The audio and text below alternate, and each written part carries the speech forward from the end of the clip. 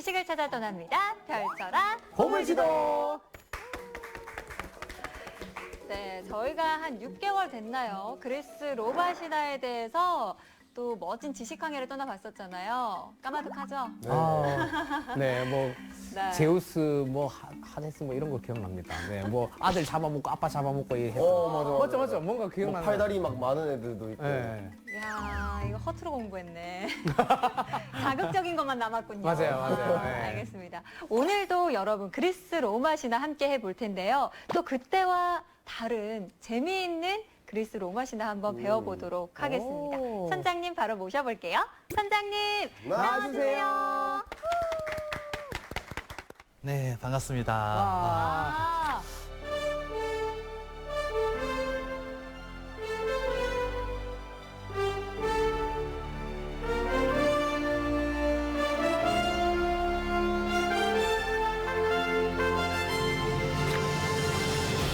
아니 근데 좀 의아해 하시는 분들 계실 것 같아요. 저희가 그리스 로마 신화 이야기를 했는데 사실 선장님이 등장하셨다는 건 해부학 이야기를 해야 되거든요. 우리 해부학 박사님이 왜 여기? 그리스 로마 신화와 해부학 무슨 관계가 있을까 의아해 하시는 분들이 있을 것 같아요. 해부학 용어가 어렵다고 많이 얘기했잖아요. 근데 그 어려운 이유가 영어가 아니라 라틴어라고 했습니다. 네. 모든 용어들을 창조한 게 아니거든요. 어쨌거나 뭐 유명한 사람들 이름을 따왔다거나 이랬을 때 가장 서양에서 많이 따오는 게 바로 그리스 로마 신화입니다. 그래서 그 신화와 관련된 내용을 기반으로 용어들이 파생돼서 만들어지다 보니까 그 신화를 조금 알면은 이 질병이 이렇게 불리는 이유라든지 이러한 구조물들이 왜 이렇게 불린다든지 이런 거를 조금 더 그 속 의미를 알 수 있기 때문에 어원을 알기가 쉽다. 예, 함께 알면은 훨씬 더 재미도 있고 좀 더 깊은 의미도 알 수 있을 것 같습니다. 그러니까 다양한 이 영어 관련 뭐 영어, 스페인어, 루마니아 뭐 다양한 언어들이 이제 뿌리가 라틴어랑 그리스어에서 파생된 게 거의 대부분이라고 들었거든요. 네, 맞습니다. 그러면은 저희가 사실 그 전문 용어 나오는 거를 굉장히 경계하거든요. 네. 근데 오늘 그리스 로마 신화와 함께 어려운 해부학 용어를 풀어볼 수 있다고 하니까 긴장하지 않고 들어도 되겠죠? 특히 초등학생들이 좋아합니다. 그리스 로마 신화 제일 많이 볼 때가 초등학생이잖아요. 어. 예, 맞아. 그래서 우리 딸내미 엄청 보고 있어요, 지금. 초등학생 때는 네, 그 그림이 자극적이어서 많이 봤어요. 네. 네. 오늘 또 자극적이지 않지만은 네. 보시면서 이제 지식에 자극을 받으시고 오. 또 이제 몸의 그런 구조물들도 좀 이해를 하시면은 재미있게 좋은 시간 되지 않을까 싶습니다. 퀴즈도 있나요, 퀴즈? 퀴즈 내보도록 하겠습니다. 맞춰주시길 바랍니다. 네. 좋습니다. 어렵기만 할 거라고 생각했던 해부학 용어 오늘 그리스 로마 신화와 재밌게 풀어보도록 하겠습니다.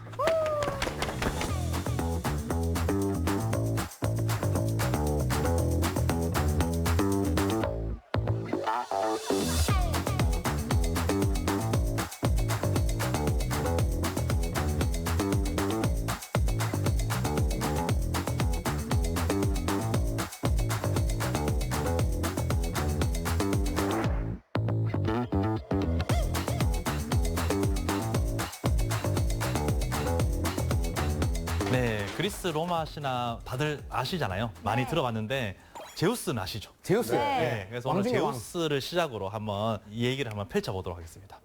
제우스가 왜 유명한가요? 번개 들고 네, 왕 중의 왕이니까. 힘이 세죠. 네. 이 왕이다 보니까 힘도 좋은데 권력도 많은데 사고를 많이 칩니다.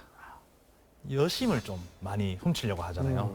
바람둥이. 예, 바람둥이입니다. 그러니까 와이프는 헤라가 얼마나 짜증나고 힘들겠어요. 그래서 이제 현장을 잡으려고 여러 노력을 합니다. 그래서 이 제우스가 뭔가 바람을 핀다는 소식을 들으면은 이제 헤라가 가서 딱 잡으려고 해요. 그런 순간이 생겼습니다. 네. 현장을 잡을. 어. 그랬는데 이때 님프 중에 한 명이 수다쟁이 님프가 있어요. 네. 여성 림프 말하는 거. 예, 요정 님프. 걔가 그거를 얘기합니다. 지금 헤라가 제우스 바람난 장면 잡으려고 간대. 소문을 낸 거야. 너무 재밌을 것 같으니까. 그죠? 이비방정이다. 이비방정이다. 예, 그래가지고는 헤라가 그 장면을 못 잡습니다. 성이 나겠죠. 그래서 이 헤라가 짜증이 나서 그 님프를 벌을 내립니다. 오. 너는 이 방정이니까 말을 못하게 만들고요. 대신에 그러면 너무 슬프잖아요. 남이 했는 말을 따라하게만 만듭니다. 그래? 더 슬픈 건 더 슬프네요. 네. 에코가 메아리란 뜻이죠. 그렇게. 예. 자, 그러면 제가 말씀드리고 있는 이 님프라는 존재가 말씀드렸다시피 작은 요정이잖아요. 네. 근데 얘들이 어디 사냐면은 물 속에 살아요. 어, 예, 물의 정령. 수생식물이군요. 예, 성수라고 하잖아요. 그런 깨끗한 물을 간장하는 신입니다.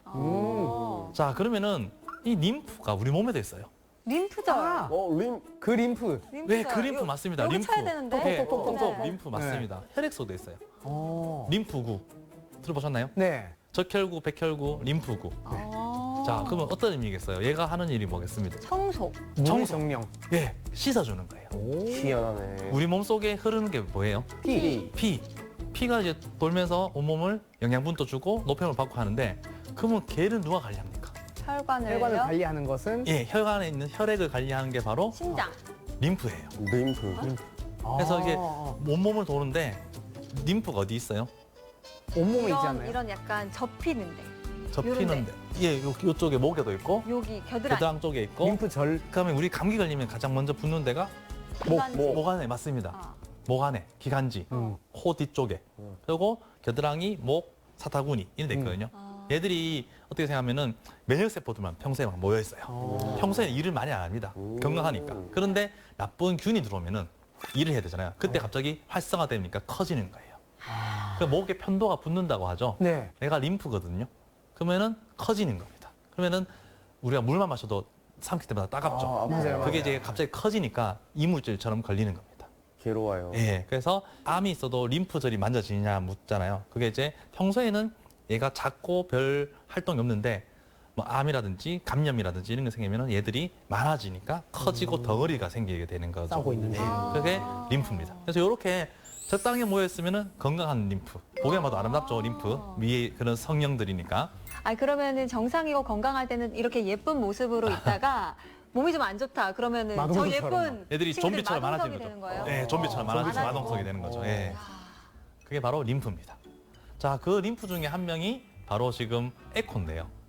아까 말했던. 말 많은 에코. 예, 말 많은 에코. 얘가 이제 메아리가. 메아리. 네. 예, 왜냐면은 말을 못하고 있다가 남이 말하면 따라하는 거 있잖아요. 그래서 이러한 원리로 작용하는 의료기가 있습니다. 그게 바로 초음파예요.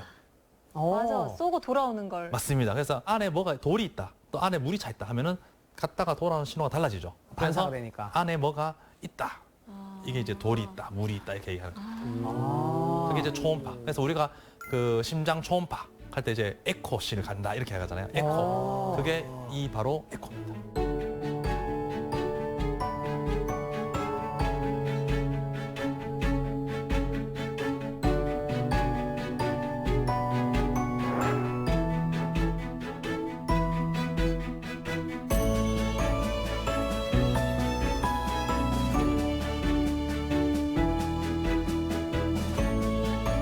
자, 그러면 이제 제가 제우스 때문에 이런 지금 뭐 에코에 이런 슬픈 얘기가 나왔는데, 자, 그렇다면은 제우스가 이렇게 막강한 힘을 가졌는데 네. 이 친구한테 대항하다 한 친구는 없었을까요?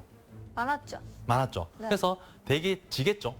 그 져서 벌을 받는 신이 있습니다. 아. 그게 바로 아틀라스입니다.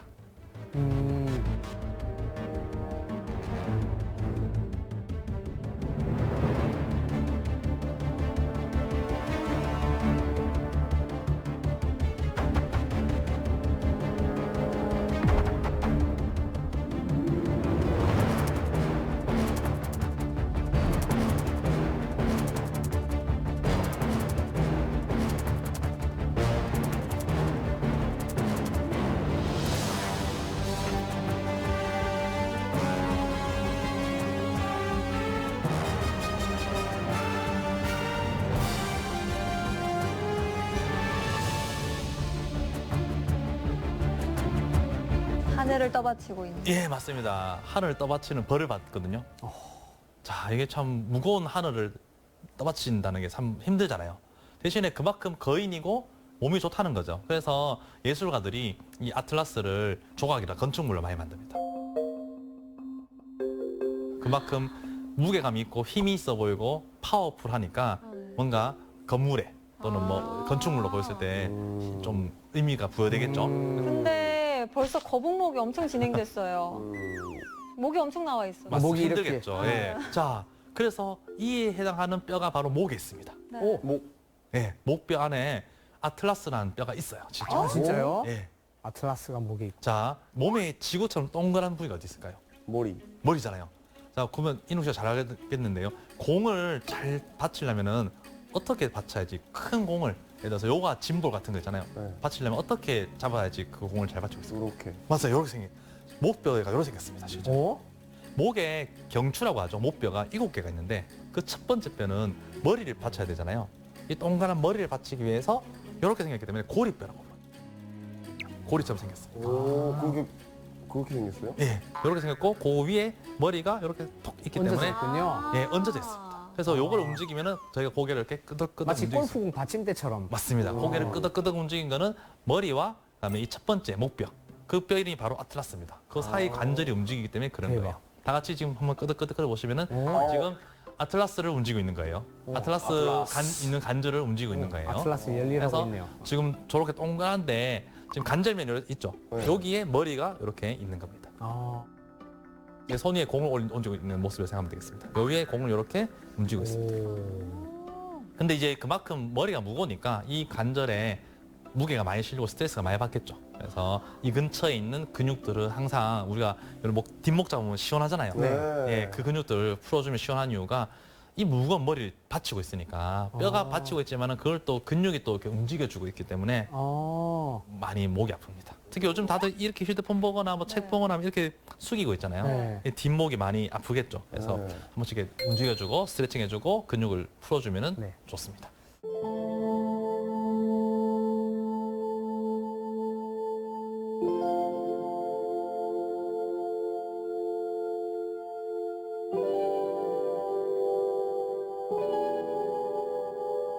자, 그러면 이제 첫 번째 목표가 아틀라스인 이유를 좀 들었는데요. 네. 네. 이 아틀라스는 제우스하고 대치를 하다가 벌을 받았잖아요. 그렇다면 이제 아틀라스 옆에서 잘 이렇게 있었던 사람도 있을 거잖아요. 네. 그런 또 거인이 있습니다. 그게 바로 거인? 프로메테우스예요. 프로메테우스. 네. 프로메테우스. 자, 이 프로메테우스는 이름부터 상당히 긍정적인 이름이에요. 맞아. 프로. 프로. 먼저. 맞습니다. 메테란 말이 생각이라는 뜻이거든요. 오. 생각을 미리 한다는 말은 미리 예측을 하고 예견을 하고 똑똑한 거예요. 그러니까 제우스 편에 든 겁니다. 네, 제우스가 이길 거야. 그렇기 때문에 거인족이지만은 거인족의 편에 안 서고 제우스한테 붙었어요. 오. 그럼 제우스는 좋아하겠죠. 네. 그래서 여러 가지를 시킵니다. 뭐 이것도 해라 저것도 해라 하는데 다 잘하는데 프로메테우스가 너무 인간을 좋아했습니다. 맞아. 그래서 인간한테 좋은 걸 많이 줬어요. 특히 이제 불까지 줘버렸죠. 불을 준 프로메테우스. 그러니까 제우스는 썽이 나가지고 프로메테우스한테 벌을 내립니다. 그 벌이 바로 간을 독수리한테 쪼이는 거죠. 자. 평생. 평생입니다. 왜 네. 근데 이게 평생일까요? 간이 재생이 되니까. 맞습니다. 이게 그냥 뭐 어디 딱 잡아 먹혀서 그러면 죽어버리겠죠. 그런데 간은 쪼이고 나면은 다시 다음날 일어나보면은 또 다시 자라요. 그만큼. 끊임없는 영원한 그런 벌을 받게 되는 거죠. 잔인하다. 예. 자, 이제 이렇게 프로메테우스가 벌을 받고 있지만은 인간들한테도 고마운 존재예요. 네. 예. 하지만 이제 간이라는 장기에 대해서 이제 생각해 볼 수 있는데 재생이 된다는 거잖아요.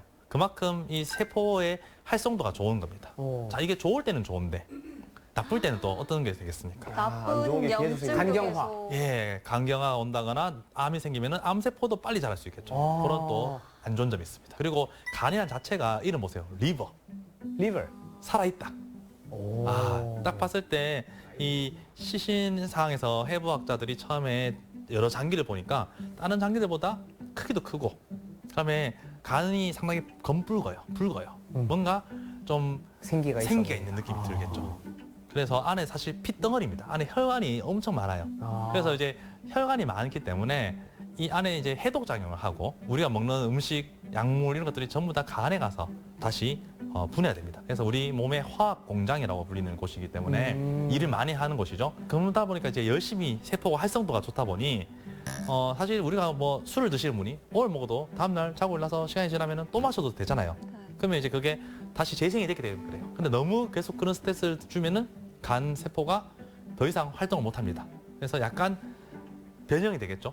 그게 이제 간경변이 되겠죠. 간경변. 예. 보통 조금 심하면 염증인데 되돌아시킬 수 없을 정도로 이 세포가 변화된 게 간경변입니다. 오. 그래서 세포가 더 나빠진 게 간암이거든요.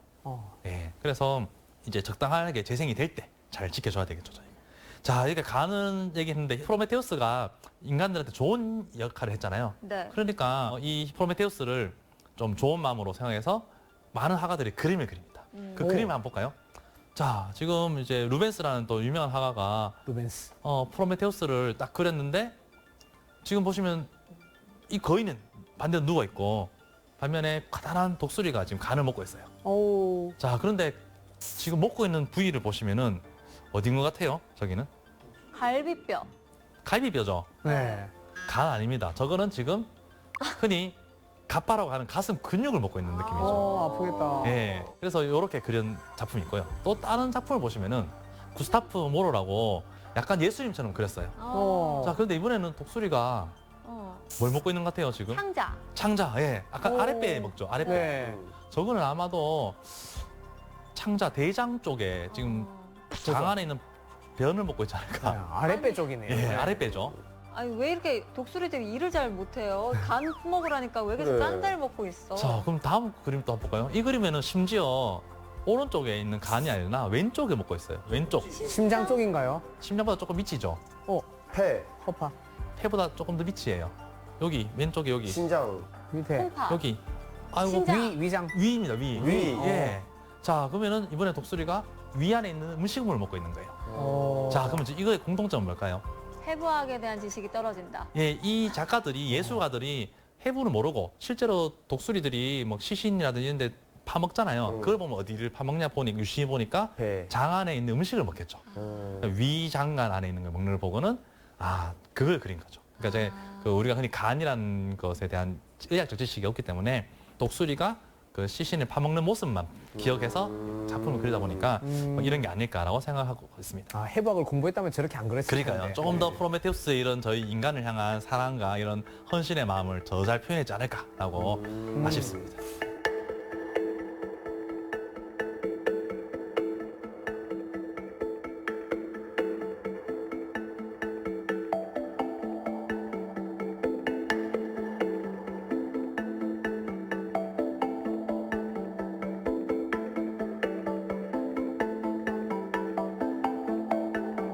그 프로메테우스가 이제 먼저 생각하는데도 불구하고 이런 자기가 벌을 받더라도 인간에게 좋은 점을 했다면은 동생이 있어요. 프로메테우스의 동생이요? 예.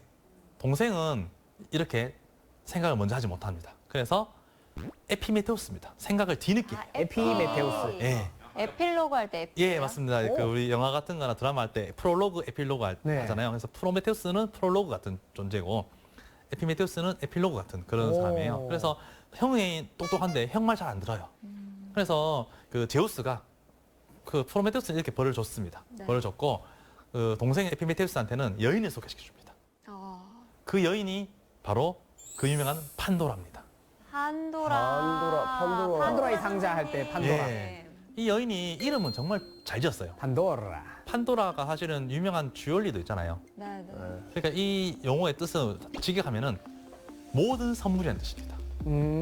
판이라는 게 모든 일이라는 뜻이고요. 도라는 선물입니다. 자, 모든 선물을 모은 여인이에요. 아름답고 착하고 뭐 이런 좋은 걸 다 모아서 줬는데 하필이면은 그 형이 열지 말라고 했는 상자를 열어서 거기서 불행이 나왔던 게 판도라의 상자 얘기잖아요. 그러면 왜 판이라는 게 모든 일이라는 뜻일까? 판. 신화에 나오는 목신, 목양의 신인 바로 판이라는 신이 있습니다. 판? 예. 이 신은 상반신은 염소, 하지만 하반신은 사람입니다. 오, 반인 반수. 예, 반이만수예요. 그래서 얘가 이제 평소에 갈대숲에 숨어 있다가 여신들이 지나가면은 여신들 보고 이렇게 깡꿍하고 놀리는 거예요. 놀래겠죠. 갈대숲에서 갑자기 그런 모습을 하고 나타나니까. 그래서 여신들이 요 갈대숲에 이 길로 가면 판이 나타나니까 이 길 피하고 저 길로 가야 된다 이렇게 얘기를 하겠죠. 네. 그래서 이번에 요 길로 피해 갔는데도 까꿍하고 나타나는 거예요. 요즘 치면 약간 좀 변태 할아버지 같은 느낌이라고 생각하면 됩니다. 바바리맨이네, 예, 바바리맨이에요. 놀라겠다. 예. 네. 그러니까 갈대숲 어디 가든지 간에 나타난다. 어디든 있다. 에브리라는 의미가 되고요. 판. 그리고 또 생물학적으로 봐서도 인간과 동물을 모두 가지고 있으니 모든 이라는 의미가 되겠습니다. 판. 자, 그러면 이제 판이라는 의미에 따라서 우리가 이제 패닉이라는 용어 그 질병 들어보셨죠? 공황에 빠진다. 아, 파닉에서 판. 예. 나왔네요. 판. 이게 또 그 판이라는 사람이 이 피리를 잘 불고 소리를 잘 내거든요. 그래서 사람들을 많이 놀래켜가지고 공황장애 같은 그런 뭐 갑자기 놀라고 오. 두렵고 이런 걸 만들어냈기 때문에 우리가 이 판의 이름에서 패닉이라는 용어도 패닉. 나왔습니다. 오. 자, 그리고 판이라는 용어 한 글자로 모든이라는 의미를 포함하니까 뭐 여러 가지 용어를 만들기 좋겠죠. 모든 신들을 모시는 신전이 판테온, 판테온. 예, 판테온이 있습니다. 한태요. 약물 중에서도 오. 판이라는 용어가 들어간 약이 있습니다. 오, 팡? 또? 감기 조심하세요. 네, 팡? 맞습니다. 그겁니다. 감기가 콜드잖아요. 네. 감기의 모든 증상을 잡아주겠다. 아, 그래서 판. 그리고 사진 찍을 때 보통 우리가 짧게 딱 찍히잖아요. 근데 네. 이거를 좀 길게 찍을 때 파노라마. 파노라마가 합니다. 그건 이제 다양한 각도에서 찍을 수 있다. 아. 그래서 파노라마. 어원이 다 판에서 나온 거. 예, 그 모든이라는 의미를 포함할 때 판이라는 용어를 넣으면은 그 의미를 포함할 수 있겠죠. 그렇다면 우리 몸의 장기 중에도 성이 판신 그런 장기가 있겠죠. 판씨 예. 판유걸. 판육 누구야? 판. 판. 뭐지? 라틴어로 판인데요. 판. 네. 예, 몸속 깊숙한 데 있습니다. 위 뒤에 있어요. 췌장. 뒤에. 췌장입니다. 췌장. 오, 췌장은 영어로. 판크레아즈라고 하는데요. 오. 네, 맞습니다. 진짜 판으로 시작하네요. 네. 판. 이거는 췌장이 무슨 일을 하는지 혹시 아시나요? 췌장은 회장이 인슐린. 즙을 내는 거 아닌가요? 인슐린. 네, 그만 두 개 동시에 얘기했어요. 맞아요. 하늘이 많아요. 소화 효소도 분비합니다. 그걸 이제 매분비라고 해서 효소를 분비하기도 하고요. 그다음에 인슐린 분비하는 내분비죠. 당뇨병에 오. 영향을 있는 그런 내분비 역할도 해요. 그 왜 내과 중에서 내분비 내과라고 돼 있죠. 그런 호르몬도 분비하고 그다음에 소화 효소도 분비합니다. 그 분비를 많이 하죠. 예. 많은 걸 분비한다. 라는 의미에서 판이라는 의미가 들어갔다. 아, 내분비, 외분비 다 하니까 또 판. 예, 판 됩니다. 판.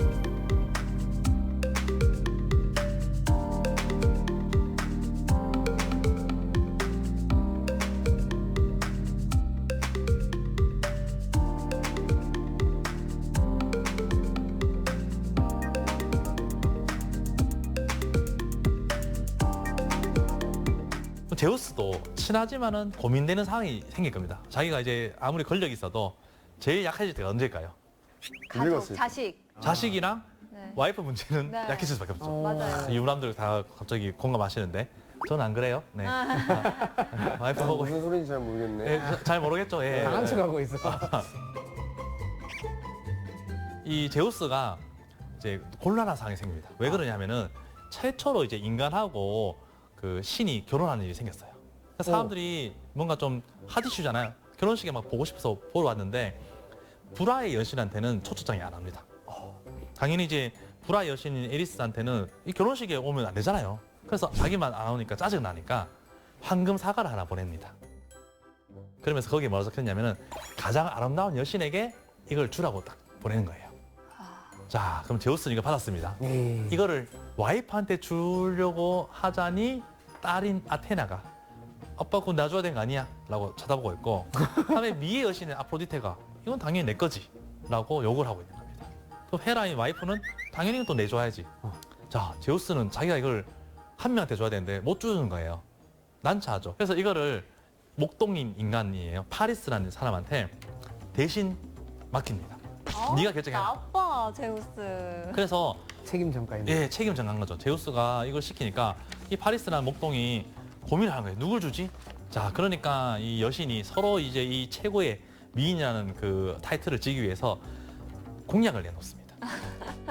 헤라는 자기가 이제 제우스의 와이프 권력이 있잖아요. 그래서 네가 날 선택하면은 너에게 권력을 주겠다. 그럼 아프로디테는 미의 여신이잖아요. 가장 아름다운 여인과 사랑에 빠지게 해주겠다. 그다음에 아테나는 전쟁도 잘하고 지략도 있고 하니까 네가 나를 선택한다면은 모든 전쟁에서 이기게 해주겠다. 오, 후보 자. 1, 2, 3. 1, 2, 3. 뭐 자, 하실래요? 누굴 고르시겠습니까? 네. 1번, 2번, 3번. 1번. 1번. 권력을 얻겠다. 권력을 얻겠다. 저는 3번. 지략. 건기스는 3번. 그, 아, 네, 네. 전쟁에서 다 이기는 힘. 그게 엄청난 힘이지 둘 중에 않을까? 뭐 하나 나 권력이 있는데. 그렇네. 자, 다들 이제 권력 욕심과 이런 거 좋아하는데요. 자, 이 글에 보면은 답이 다르죠. 이 세 여신 중에서 파리스하고 눈이 마주치는 사람은 바로 비너스. 예, 미의 여신 비너스입니다. 남자의 마음은 2번이었어요? 예, 미의 여신한테 넘어간 거죠. 가장 아름다운 여인을 만나게 해준다니까. 자, 그런데 문제가 있습니다. 가장 아름다운 여인을 만났는데 그 여인이 이웃 나라의 왕비입니다. 아? 유부녀의 왕비랑 사랑에 빠지게 됐어요. 아니 왕이 살아 있는데요. 왕이 살아 있는데. 와, 야, 상으로 불륜을 주다니. 예. 네. 그러니까 전쟁이죠. 트로이 전쟁이 일어났군요. 예. 트로이, 내가 제일 좋아하는 트로이. 오, 비너스 그러니까 때문에. 이제 이 전쟁이 재밌는 이유는 유명한 영웅 장군이 나오죠. 바로 아킬레우스입니다. 아킬레우스. 내 제일 좋아하는 친구. 친구신가요? 친하구나. 예. 아까 전에 인간과 신의 결혼식이 있었잖아요. 그 사이에 태어난 아들이에요. 어. 엄마는 여신인데 아들은 아버지가 인간이니까 아들도 인간입니다. 그 엄마는 죽지 않은 여신인데 신인데 아들이 유한한 삶을 사는 인간이니까 너무 안타깝잖아요. 그래서 얘를 불사지체로 만들려고 저승해가 스틱스 강에 물에 몸을 담굽니다. 그러면은 떠내려가면 되니까 발목만 딱 잡았는 거예요. 발목을 빼고 온몸을 물에 담그다 보니까 발목을 제한 다른 부분은 불사지체처럼 강한데 그 약효가 있는 물에. 예, 네. 발목만 물에 안 담겨져 갖고 약한 거예요. 막 그냥 손목까지 다 담가보지. 아니 근데 네. 저렇게 너무 비인간적으로 애를 담그는 거 아닙니까? 대부분 이 겨드랑이를 잡아갖고 이렇게 담갔다 그러니까 그렇게 담가도 충분할 텐데. 어. 네, 자 신하니까 네, 넘어가 주세요. 네, 그래서 이렇게 온몸이 강해졌겠죠. 하지만 네. 발목은 약점 이상이에요. 아킬레스건. 예, 아킬레스건이 되는 겁니다. 아킬레스.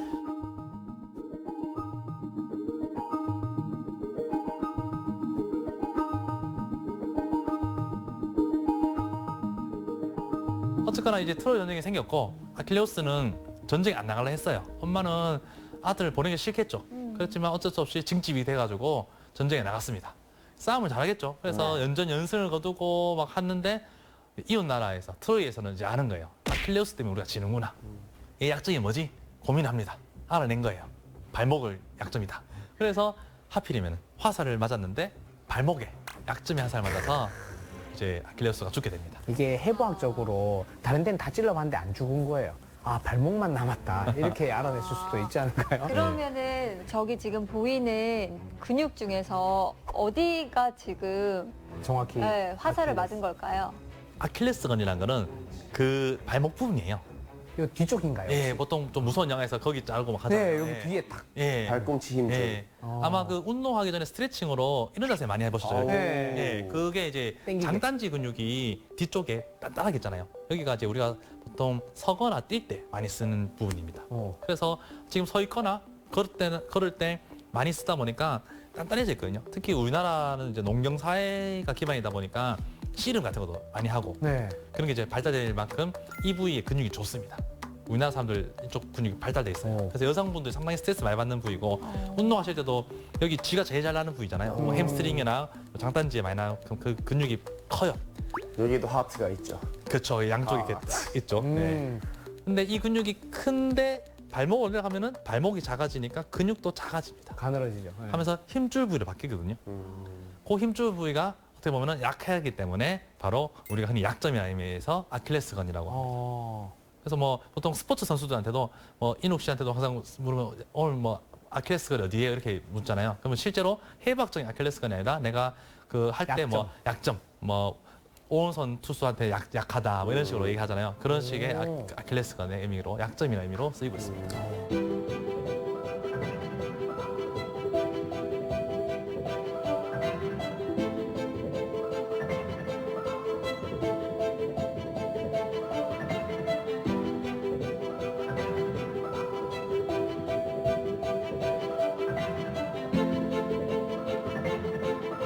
자, 이제 그 다음으로 또 재밌는 또 신화가 있습니다. 오이디푸스 콤플렉스 다들 한번 들어보셨죠? 오이디푸스. 아, 이성 부모에게 약간 사랑을 느낀, 이성적인 사랑을 느낀. 예, 특히 이제 남자아이가 어머니를 좋아하는 거예요. 그러면 아빠를 경쟁으로 상대로 생각하고 생각하는. 예, 그런 상황인데요. 그럼 이게 뭔가 신화의 내용이 있겠죠? 그게 바로 오이디푸스입니다. 자, 오이디푸스의 아버지는 왕이에요. 라이오스라는 왕이 있는데 이 왕이 아들이 태어났는데 그 당시는 이제 이런 상황이 되면 식탁을 보니까 이 아들은 아버지를 죽일 거라는 그런 점을 봤어요. 그러니까 아버지는 아들이 태어난 건 좋지만은 자기가 죽는다는 게 싫으니까 아들을 버립니다. 그리고 아들을 죽이라고 했는데 신하가 태어나자마자 아기를 죽일 수가 없잖아요. 그래서 죽이지 않고 발을 묶어서 줄에 묶어서 나무에 매달아 놓고 그냥 가요. 그냥 죽이는 게 낫지 개를. 그냥 이제 바닥에 놔두면 안 되니까 누군가 찾겠지 생각하고 갔습니다. 그러니까 지나가던 사람이 아기가 울길래 산에서 나무에 매달려 있는 거예요. 그런데 발을 묶어 놓으니까 발이 부어 있겠죠. 네. 그래서 오이디푸스라는 뜻은 발이 부었다는 뜻입니다. 푸시 발이잖아요. 네. 네. 예, 오이디라는 거는 부었다는 겁니다. 그래서 오이디푸스는 발이 부은 아이인 거예요. OED 페이스. 아 예. OED 페이스. 얼굴이 부었어요? 얼굴 보세요. 네. 그래서 오이디. 이 친구가 그래도 이렇게 해서 살았습니다. 이제 컸어요. 성인이 됐는데 길 가다가 시비가 붙었어요. 시비가 붙어서 상대방하고 싸워서 상대방 중에서 한 명을 죽였습니다. 그게 누구냐면은 바로 자기 아버지인 왕이었어요. 신탁대로 됐군요. 예. 아빠를 모르니까. 근데 지금 보면 왕이 왜 허술하지? 호위무사가 없는가 싶은데 호위병들 다 때리고 아버지를 죽여버립니다. 와. 그만큼 이제 얘가 강한 그런 아이였죠. 자, 그리고 또 길을 가다가 누구 만나냐면은 그 유명한 괴물 스핑크스를 만납니다. 스핑크스. 그리스 로마 신화에 나오는 스핑크스는 수수께끼를 내고 네. 그걸 못 풀면은 목을 졸라 죽여요. 그래서 많은 사람들이 이 스핑크스 때문에 목숨을 잃었겠죠. 자, 근데 이번에 지나가던 오이디푸스한테는 아주 유명한 문제를 냅니다. 아침에는 네 다리 발. 네 발. 점심 때는 두 발. 두 발, 저녁에는 세 발. 네 발. 이것은 무엇이냐? 정답이 뭐예요? 다 알다시피 사람, 인간, 네. 이래 돼가지고 최초로 이제 자기 문제를 맞춘 거예요. 어. 너무 썩이 나서 스핑크스는 죽어버립니다. 썩이 나서 죽어요? 썩이 나서. 혈압이 많이 올랐네요. 예, 혈압 많이 올랐어요. 그러겠죠. 유르멘탈이네요. 예, 왜냐면 처음으로 맞췄으니까. 어. 자, 그러면은 이 도시에서 가장 근심거리인 스핑크스가 죽어버리고 아버지였던 왕은 공석이에요. 그러니까 이 오이디푸스는 졸지에 최고의 스타가 되겠죠. 왕은 왕자리는 비었는데 괴물을 죽였기 때문에 졸지에 왕으로 추대됩니다. 영웅 취급받았네요 벌써. 예. 네. 그러면은 왕비는 엄마죠. 엄마인데. 이래서 오이디푸스 콤플렉스라는 게 생기게 됩니다. 아버지를 적대시해서 아버지를 죽이게 되고요. 몰랐으니까 아버지를. 그리고 어머니와 모른 채로 사랑에 빠져서 자식까지 놓습니다. 자, 너무나 슬픈 스토리인데요. 자, 여기서 이제 먼저 스핑크스라는 거는 사실 그리스 로마 신화전에는 더 친숙한 게 뭐예요? 스핑크스가. 사실 피라미드에 있는 그 스핑크스. 맞습니다. 기자의 그 예. 스핑크스잖아요. 그 모습 보시면은 사실 여기서 기원했는데 약간 고양이처럼 이렇게 사자처럼 앉아 있는 모습을 네, 주로 많이 이렇게 봤을 거예요. 앉아있는. 예, 앉아 있는 모습인데 이 아이가 처음에 이렇게 귀엽겠지만은 문제를 못 맞추면은 물지 않고 이렇게 목을 졸라 죽입니다. 그래서 교살한다는 의미인데 쫄려서 죽인다는 의미가 되는데 이 쪼는 역할이 우리 몸에 또 중요합니다. 심장. 심장도 쪼아주는 것도 있고요. 심장 이렇게 똥꼬. 맞습니다. 예, 항문, 예, 좀 깨끗한 용어로 항문에 이제 관략근이 알겠죠. 관략근. 예, 관략근을 스핑터라고 합니다. 아 진짜요? 예, 스핑크스에서 기원해서 스핑터라고 하고 있습니다. 이 단어 안 까먹겠다. 네. 스핑크스가 문제를 못 맞히는 사람을 교살했던 것처럼 우리 몸의 관략근도 부분을 이렇게 쪼아주는 부분을 이제 어. 스핑터라고 부릅니다. 지금 표정이 다들 관략근에 힘을 주고 지금 하지 마요. 그리고 그 위에도 관략근이 있습니다. 우리 흔히 위산역류라는 말 들어보셨죠? 예, 이게 위하고 식도 사이에 관략근이 약해진 거예요. 아 여기 막아주는 또 예, 근육이 그러면 있군요. 위 안에는 강한 산이 있습니다. 음식물을 위는 이렇게 물리적으로 수축해서 음식물을 분해하기도 하지만은 강한 위산이 있어서 화학적으로도 이렇게 분해를 해주거든요. 그러면 이제 위산은 강한데 식도는 그런 강한 산을 못 받아들입니다. 그러면 이제 위 속에서 음식물이 산하고 함께 소화가 됐는데 요 관략근이 약해지는 순간이 있어요. 아 그러면 항문뿐만 아니고 여기도 관략근이라고 부르는 예, 건가요? 여기도 위식도 관략근이라고 합니다. 위식도 관략근. 근데 요게 약해지는 때가 있습니다. 스트레스를 받는다거나 요게 언제 열려서 확 나오던가요? 술 많이 먹고. 맞습니다. 그 우리 용갈이라고 하죠. 이렇게 있으면 오버히트하죠. 예, 그게 요 관략근이 약해지니까 위 속에 있던 게 올라오는 거예요. 올라오는구나. 예, 그러면은 어떤 느낌 들어요? 씁쓸하고 막 뜨겁고 타는 느낌 들죠? 산이 산이 식도를 이제 태우는 느낌이죠. 이렇게 끓은 느낌이 듭니다. 우리 몸에는 관략근이 몇 개 있는 거예요? 아, 많습니다. 아, 이게 많아요? 예, 많은데 이제 우리가 지금 말씀드리는 그런 큰 부분도 있고요. 그런 뭐 여러 가지 침샘 같은 것도 네. 샘이 계속 나오는데 이게 관략근이 좀 있어야 되겠죠. 안 아, 그러면 막아주고 풀어주고 하는. 예, 막아주고 풀어주고. 그러면 그런 용도는 다 관략근이라고 말할 수 있는 건가요? 예, 아. 우리가 근데 우리 마음대로 움직일 수 있는 관략근은 항문 관략근. 아, 밖에 없어요? 예, 나머지 관략근은 알아서 분비가 자율적으로. 불수의근인가요? 예, 불수의근입니다. 아, 예, 고급 용어 불수의근입니다. 네, 내 의지대로 하는 게 아니다. 예. 네. 지금 이거 보니까 여기 한 5명 정도 지금 계속 의식하고 있네. 케이로도 몸에 좋습니다. 끊임없이 하세요. 네, 이렇게.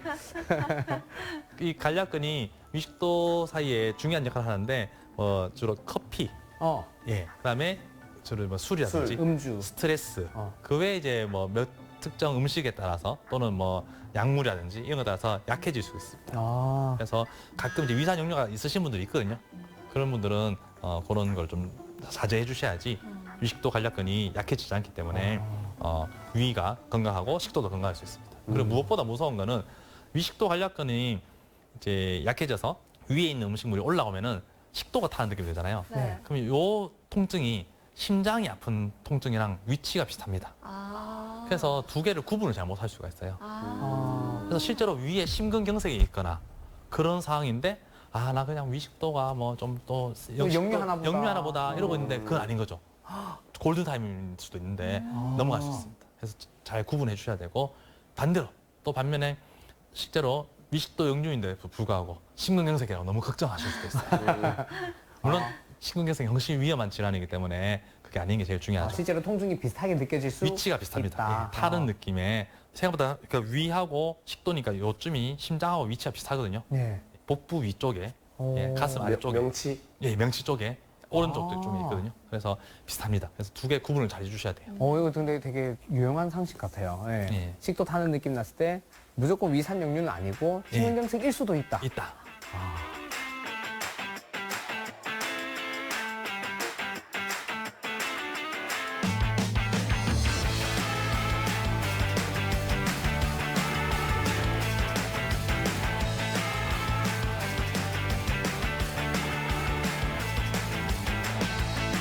제가 이 그리스 로마 신화를 가지고 이런 얘기를 했는데 신화 스토리도 재밌잖아요. 이제 이런 스토리를 가지고 의학 용어와 해박 용어 이런 것들이 만들어졌는데 최근에 이제 유명인들 또 유명인들 작품 속에 그런 스토리들도 의학과 많이 연관이 있습니다. 최근에 이제 유명한 그런 화가 있습니다. 혹시 프리다 칼로라는 화가의 작품 보신 적 있나요? 프리다 네, 예. 멕시코의 여인. 예, 부러진 척추라고 해서 자, 이 여인이 참 기구한 운명을 타고 태어났습니다. 어릴 때 소아마비가 있어갖고 몸이 안 좋았어요. 그래서 내 몸이 안 좋으니까 나는 의사가 돼서 내 몸을 잘 고쳐봐야지라는 생각으로 열심히 공부를 했는데 교통사고가 납니다.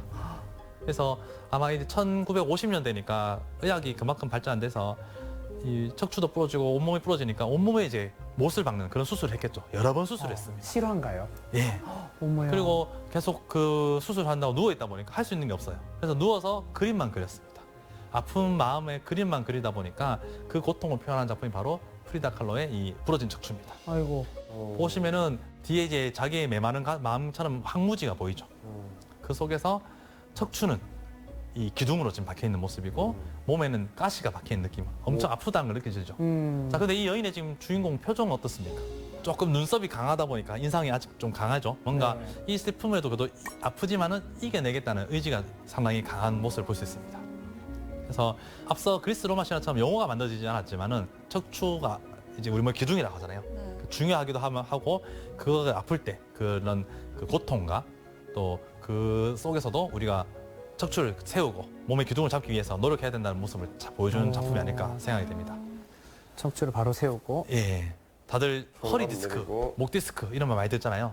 예, 우리 오래 앉아 있고 이러다 보면은 허리에 무리가 많이 오거든요. 그래서 자주 허리 풀고 무리가 엄청 왔어요 지금. 예, 허리 근력도 강화하고 예, 그래야 되겠습니다. 자, 그럼 프리다 칼로 말고 또 이제 이 작품도 많이 보셨을 건데, 뭉크, 절규. 예, 절규입니다. 뭉크의 절규. 그럼 뭉크는 왜 이런 절규스러운 이런 모습을 그렸는지 또 궁금하지 않으신가요? 현실이 절규하고 싶을 만큼 힘들었던 거예요. 예, 어떤 게 힘들었을까? 또 그의 일생을 보면은 자기 자아상도 보면은 항상 어두컴컴하게 술이나 담배를 하고 있는 모습에 우울한 표정을 그렸습니다. 왜 그러냐? 어릴 때 가족들이 전부 다 결핵에 걸려서 일찍 세상을 떠납니다. 어머니도 일찍이 결핵에 걸려서 돌아가시고 누이도 아팠고 사촌도 아프고 그러니까 지금은 결핵약이 개발됐지만 그때 결핵은 이른 나이에 생명을 뺏어가는 치명적인 무서운 불치병이었네요. 불치병이었잖아요. 그러니까 너무나 슬펐던 거죠. 다 그림이 좀 칙칙하네요. 예. 자기도 걱정을 하는 것. 나도 결핵에 또 걸리면 언제 죽을지 모르겠구나. 슬픔에 항상 잠겨 있었습니다. 자, 그런데 계속 이런 슬픈 그림만 있지만은 지금 요 그림 같으면 1886년의 작품이잖아요. 뭉크가 그림을 그리면서 조금씩 마음을 치유한 것 같습니다. 다음 작품을 보시면은 3년 후에 그린 1889년의 그림. 제목부터 보세요. 봄이죠. 그리고 앞서 보여드린 작품과 다르게 같은 이제 누이입니다. 결핵에 걸려서 누워 있는 누나인데 앞에는 조금 우울하고 슬프고 낫지 않을 것 같은 느낌이 들었는데 이 작품을 보시면은 창가에 뭔가 햇살이 비치면서 꽃이 피고 밝아졌어. 밝아졌죠. 네. 병세가 좀 괜찮아졌어요. 괜찮아졌다는 걸 느낄 수 있습니다. 오. 그래서 이걸 보면은 이제 뭐 그리스 로마 신화처럼 그런 신화는 아니지만은 이 작가의 그런 그림을 그리면서 나타내는 표현을 봤을 때 우리가 질병이 치료될 수 있고 마음을 잘 다스리고 하면서 긍정적인 생각을 하면서 달라질 수 있다는 걸 보여줄 수 있습니다. 누나가 병세가 좋아져서 너무 좋았나 봐요. 예, 그래서 아마 봄이 왔나 봄. 예, 그렇게 생각을 할 수 있습니다. 그래서 제가 이제 여러 스토리와 지금 뭐 그림을 보여드렸는데 이런 걸 통해서 우리 건강에 대해서 생각해 볼 수 있었고 또 아픔에 대해서 이 아픈 그 당사자의 고통 그리고 가족들의 고통 이걸 느낄 수 있었는데요. 제가 간혹 수업 시간에 이런 그림을 보여주는데 특히 가장 감명에 저도 와닿고 마음에 좀 치유가 되는 그림이 이 밀레이의 눈먼 소녀라는 작품이 되겠습니다. 눈먼 소녀. 예, 이 작품 보시면은 제목부터 눈먼 소녀 양 지금 자매가 있는데요. 언니는 눈이 멀은 그 시각장애인으로 보입니다. 그리고 옷이 막 누더기고 옷이 별로 좀 좋지가 않죠 지금. 그래서 형편이 별로 좋지 않은 것으로 보입니다. 아마 음악 악기 연주에서 돈을 벌고 있는 것 같아요. 버스커네요. 자, 그런데 생각보다 그림의 느낌은 밝아요. 밝죠. 따뜻한 예. 느낌이네요. 왜, 두 줄이나 뜨고. 예, 왜 그런 것 같아요? 뒤에 밭도 푸르고 어. 새도 지저귀고, 그죠? 그래서 동생이 뒤를 바라보고는 뒤에 너무 이쁘다 뭐 이런 얘기를 하고 있는 것 같죠? 손을 꼭 잡고 잘 될 거야. 예, 그러면서 언니한테 언니 뒤에 너무 이쁘다 뭐 이런 얘기를 하는데 언니는 어떤 반응을 보일까요? 나 안 보이는데? 장난치냐? 놀리냐? 이러겠어요? 아니죠 지금 느낌이. 아니죠. 예, 나도 느껴서 따뜻해. 제 맞죠. 앞에 동생으로 언니 너무 예쁘다. 언니도 따뜻함이 느껴져. 왠지 이럴 것 같아요. 맞죠. 네. 그렇습니다. 그래서 제가 눈에 대한 해부학적 수업을 하면은 눈은 무슨 구조로 돼 있고 뭐 망막이 있고 눈의 근육은 뭐가 있고 근데 이 근육이 뭐가 안 되면은 보는데 장애가 생기고 계속 이런 식으로 수업을 하거든요. 그러면 뭔가 안 보인다고 하면 되게 슬프고 병적인 거 생각하는데 꼭 그렇지만 않다는 걸 보여주는 그 작품이죠. 사실 우리가 뭔가 아프고 하면 정말 절망적이죠. 당연히 그렇지만은 또 우리가 희망이라는 것도 있고 지금 보다시피 공감하고 서로 소통하고 이런 것들을 통해서 또 크게 치유가 되고 또 이겨낼 수 있는 힘이 되기 때문에 이런 아픔에 대한 스토리를 알고 그 과정을 알고 또 이런 그림을 보면서 그런 것을 공유를 한다면은 우리가 좀 건강에 대해서도 알면서 마음의 그런 건강에 더 도움이 되지 않을까 싶습니다. 따뜻하네요. 네, 그래서 이런 그림 보실 때 그냥 그림을 잘 그렸냐, 또 이게 누구냐, 뭐 이런 단편적인 것보다는 그 사람의 그런 즐거움, 고통, 여러 가지 기분까지 파악을 하면서 좀 공감적으로 공감을 하시면은 우리가 좀 더 맑은 그런 사회가 되지 않을까 싶습니다.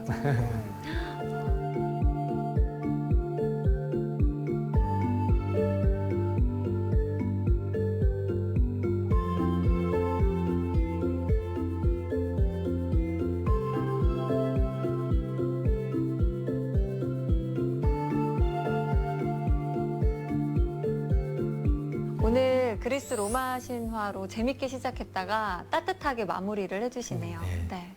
저는 또 들으면서 그리스 로마 신화의 이제 신들 중에서 의학의 신 있잖아요. 네. 저번 시간에도 나왔던 아스클레피오스와 예. 관련된 이야기도 분명히 있을 것 같아요. 아스클레피오스가 그 아폴론의 아들이라 했잖아요. 네. 출생에 비하가 있습니다. 그 아폴론이 사랑한 여인이 있었어요. 네. 그래서 이제 아스클레피오스가 태어났겠죠. 네. 그런데 이 까마귀가 와서 음해를 합니다. 저 아이 네 아이 아니야. 저 와이프 임신 네 아가 아니라 딴 사람이랑 딴 사람 아기를 배웠어. 이렇게 음해를 합니다. 까마귀. 그래서 아폴론이 썽이 나서 임산부를 죽여버렸어요. 신들은 좀 무자비합니다. 그래서 그 코일시스라는 여인이 죽었는데 그 후에 까마귀가 음해했다는 걸 알게 됐어요. 그래서 까마귀가 원래 하얗는데 아폴론이 썩이 나서 검게 바뀌었다고 합니다. 너 나쁜 녀석 이래가지고 까맣게 바뀌었어요. 그리고 이제 임신했다 했잖아요. 배가 부른 상태에서 아기는 다시 구하고 싶어서 아기를 구합니다. 그 아이가 바로 아스클레피오스예요. 엄마는 죽고 아기만 나왔네요. 얼마나 소중하게 이렇게 구했는지 아시겠죠? 네, 제왕절개네요. 맞습니다. 그러니까 그렇네요. 신화 속의 최초의 제왕절개가 바로 아스클레피오스가 아닐까라고 생각합니다. 신기하네요. 네. 아니, 오늘 뭐 그리스 로마 신화 이야기도 했고 작품 이야기도 하면서 해부학 얘기를 나눠봤잖아요. 그래서 문득 궁금해집니다. 왜 우리가 흔히 비너스상 이야기를 하면서 뭐 미의 기준이다, 뭐 완벽한 황금 비율을 가지고 있다 이런 이야기를 하잖아요. 비너스. 해부학상으로 봤을 때도 진짜 그런가요? 그게 이제 사실 약간 꼼수를 쓴 겁니다. 그 뭐 비너스라든지 이런 상을 보시면은 포즈가 어떻게 돼 있어요? 저희 사진 찍을 때 그렇죠. 이렇게 안 찍잖아요. 네. 다리 길게 보이려고 하면 뭔가 좀 내밀고 좀 꺾어야 되잖아요. 네. 그게 이제 콘트라포스트라고 일부러 조금 꺾습니다. 아름답게 보이려고. 자, 어떻게 하냐면은 한쪽을 굽히면은 엉덩이 축이 무너지잖아요. 네. 그죠? 그러면은 몸이 이렇게 S자를 만들어서 한쪽으로 넘어갔죠? 근데 몸을 다시 허리를 또 이렇게 하면은 몸이 S자가 됩니다. 이렇게. 네. 그러면은 날씬해 보이겠죠. 허리가 쏙 들어가 보이잖아요. 아, 그리고 이렇게 하면은 골반도 좀 넓어 보이면서 다리도 앞으로 싹 내밀면 길어 보이죠. 근데 사진 찍을 비너스는 때 이렇게 하지 않는다. 비너스는 항상 보면은 비너스라든지 여신들을 보면 항상 이렇게 약간 좀 삐뚤고 있어요. 그래서 좀 곡선을 더 살리는 느낌. 곡선을 살리는 거죠. 예, 이미 알고 있었네요. 내가 예쁘게 보이려면 어떻게 서야 이미 되는지. 몸에 다 체험을 하십니다. 보통 이제 그 SNS 보시면서 네. 이러니까 이쁘게 나오나 이렇게 아. 하면서 다리도 앞으로 내밀잖아요. 다리 길어 보이게. 그런 것들을 물론 현실에 이쁜 거는 진짜 이제 타고나기를 이렇게 모델처럼 태어나야 되는데 사진상으로는 그렇게 좀 하면은 더 아름답게 보일 수 있어요. 비너스도 이게 사진 찍는 법을 알았다. 네. 알겠습니다. 그리스 로마 신화와 해부학이 이렇게도 연결될 수 있구나 싶었던 그런 시간이었는데 오늘 강의 한마디로 또 정리를 해주신다면요? 네, 해부학을 통해서 인체의 신비함, 생명의 소중함 이런 것들을 아는 것이 바로 우리 건강의 시작이라고 생각합니다. 건강의 시작. 네, 근데 그 중에서도 그 해부학을 통해서 인체의 신비함과 경외로움, 네. 그다음에 생명의 소중함 이런 것들을 알아야지 이제 건강 관리가 되겠죠.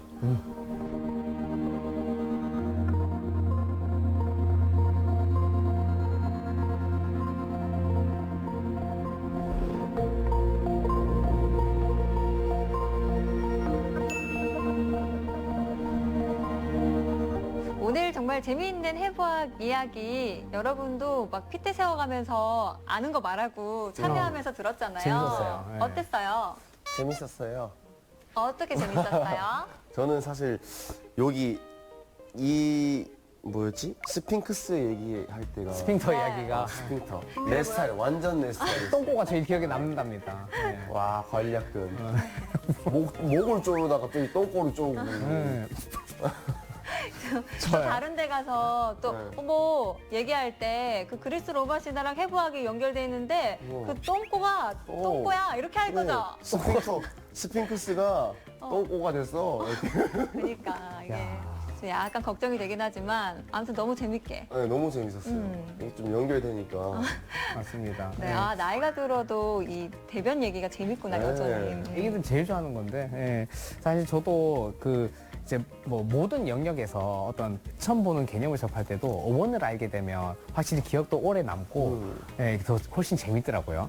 뭐 그 외국어 공부나 뭐 새로운 분야의 공부를 할 때도 그런데 사실 해부학이라는 데서 이게 연결되는 거 생각도 못했는데 사실 오늘 너무 재밌었어요. 그래서 지금 아까 말했듯이 뭐 스핑터도 그렇고 사실 뭐 림프도 그렇고 에코도 그렇고 또 뭐 다들 이제 몸이니까 언제든 언급할 수가 있고 앞으로 되게 많이 써먹을 수 있고 오늘 엄청 잡지식이 많이 생긴 것 같아가지고 저는 개인적으로 너무 즐겁습니다. 아유, 알겠습니다.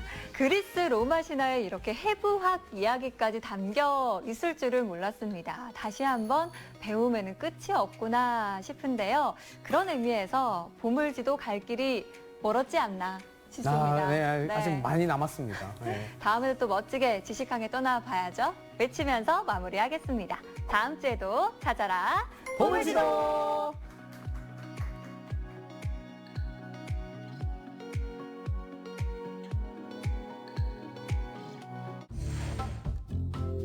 어떤 분은 연극을 보신 분도 계시고 어떤 분은 보지 않은 분도 계시고 네, 접니다. 인류 역사상 가장 오래된 예술이 바로 연극이다.